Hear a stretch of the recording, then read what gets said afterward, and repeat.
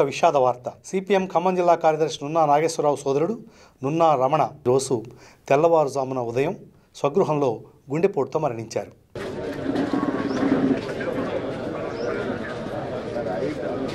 Khammam bypass రోడ్లో గల Chowdary street number 1లో ఆయన స్వగృహంలో ఈరోజు మధ్యాహ్నం 3 గంటల వరకు ఆప్తుల సందర్శనార్థం మృతదేహాన్ని ఉంచుతారు. అంత్యక్రియలు 27/12/2023న జరుగుతాయి.